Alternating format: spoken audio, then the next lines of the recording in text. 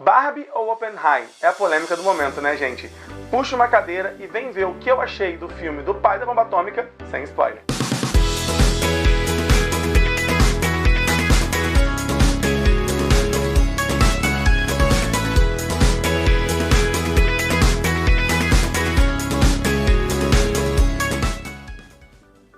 Uma sinopse rápida do filme: Oppenheimer acompanha o Dr. Oppenheimer, que é considerado o pai da bomba atômica.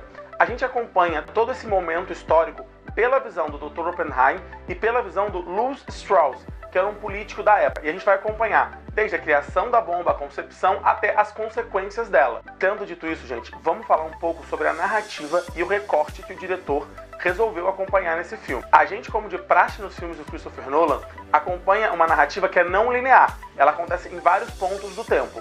Em um ponto do tempo a gente está vendo as consequências de tudo que já aconteceu, e no outro ponto do tempo a gente está vendo a concepção daquilo tudo, da bomba, da guerra e de tudo aquilo.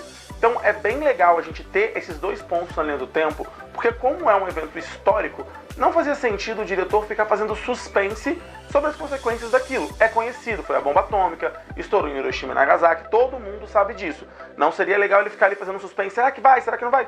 A gente sabe que foi. Então é muito interessante a gente poder acompanhar uma perspectiva das consequências de tudo aquilo. E aí como que o filme faz isso de uma maneira brilhante? A gente tem dois pontos de vista. Um colorido. Sempre que o filme está em colorido, gente, a gente está acompanhando o ponto de vista do Dr. Oppenheimer. E sempre que o filme está em preto e branco, a gente está acompanhando o ponto de vista do Lewis Strauss, que era o político. Então o filme preto e branco do Lewis Strauss, ele é um filme de tribunal, que flerta ali com o estilo meio noir. Então é muito interessante a gente ver essa perspectiva pós-guerra, pós-bomba e como tudo aquilo se decorreu. É como se a gente já tivesse uma conclusão ali do filme, sabe? Então ficou muito legal e muito inteligente essa escolha do diretor em seguir essas duas linhas do tempo. Já falando do diretor, o diretor é quem? Christopher Nolan, um polêmico diretor que adora seus filmes super científicos e explicativos. E nesse filme, gente, ele tá mostrando o melhor que ele pode ser. É o Nolan na sua melhor versão. Toda a parte científica que ele adora tá ali, bem explicada, a gente consegue entender, consegue acompanhar, mesmo sendo um tema muito difícil, né, muito complexo. O filme consegue te passar isso de uma maneira que você entenda. Tem toda a questão do blockbuster caríssimo que ele adora fazer, com toda a direção de arte, construção de cidade, construção de mundos, explosões, efeitos práticos. Tudo isso está ali dentro para formar um dos maiores blockbusters que eu já vi, um dos maiores filmes que eu já vi. O Nolan é esse cara que preza a experiência no cinema. E sem dúvida, esse filme é um filme para ser visto no cinema. Ele tem toda a atmosfera, ele foi filmado em IMAX. Então tudo isso, o som dele, tudo isso faz com que você tenha uma outra experiência dentro do cinema. Não que você não possa ver em casa depois, mas no cinema a experiência é outra. E o Nolan assina, gente, como diretor e roteirista desse filme. Então falando da direção, ele conduz com maestria o filme, ele sabe muito bem a história que ele quer contar, ele consegue intercalar entre as linhas do tempo, como eu disse, de uma maneira sublime, a gente entende o filme. O filme que era esse tema, né, que era para ser um tema meio burocrático até, porque é uma questão de estudo, é uma questão de teoria, como o filme gosta tanto de falar, ele conseguiu transformar em quase que uma ação.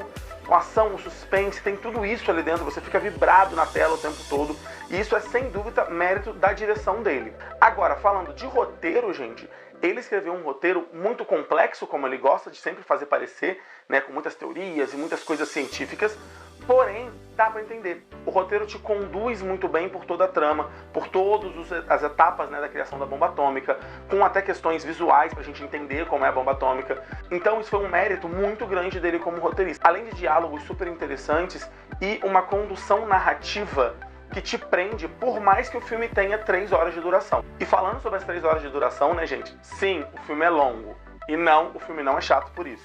Ele é um filme realmente muito longo, mas é porque ele tem muita coisa pra contar, tá? E já pegando um gancho nisso rapidinho, esse é um filme sobre o homem que fez a bomba atômica, e não sobre a bomba, não sobre a guerra. É claro que tudo isso tá ali naquele contexto, porém o Christopher Nolan escolhe contar um filme sobre o homem, a pessoa, os dilemas morais que envolviam aquele cara que criou a bomba atômica. Então não é um filme sobre a bomba, não é um filme literalmente que vai acabar quando a bomba explode, não é isso. Ele é um filme sobre aquele homem e as consequências que essa criação maravilhosa e devastadora, depende do ponto de vista, teve na vida dele. E isso foi algo muito novo pro diretor, porque o Christopher Nolan é conhecido por não desenvolver muito os seus personagens e dar mais atenção à trama macro, né, à trama do filme dele. Dessa vez ele foca toda a sua atenção no Dr. Oppenheimer e em desenvolver aquele personagem que tá ali, esse personagem histórico, que tanto fez pela humanidade, pro bem e pro mal. E como eu falei, gente, tocando no assunto um pouco mais técnico, o som desse filme é algo surreal. Vale a pena ir no cinema só para ter essa experiência sonora que é esse filme. Toda a montagem de som dele é incrível. O quanto ele cria ritmo com alguns sons ambientes, como de batidas de pé, ou ao som da explosão, o silêncio.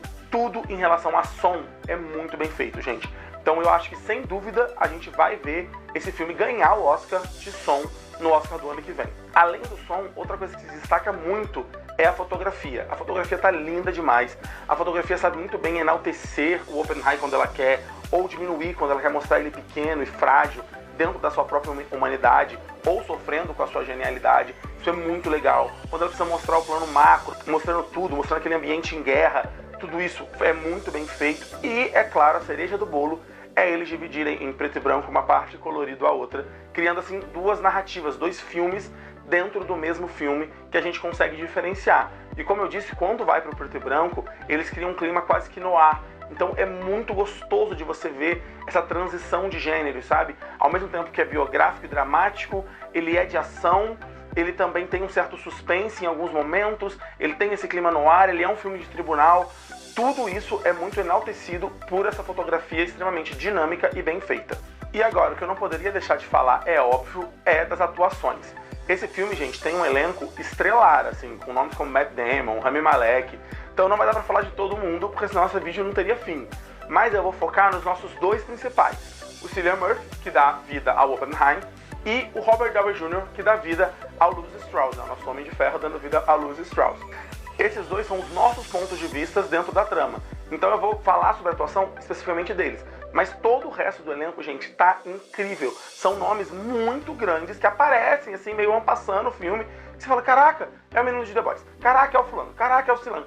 É muito legal de você ver como que, além desses grandes atores, como que a direção e o roteiro soube lidar com a entrada de tantos personagens o tempo todo, sabe? Porque como na vida, toda hora entra gente na nossa vida. Imagina num projeto daquele tamanho. Então, é muito interessante ver como que isso foi lidado e como foram esses atores incríveis que estavam ali. Então eu não vou falar especificamente de cada um.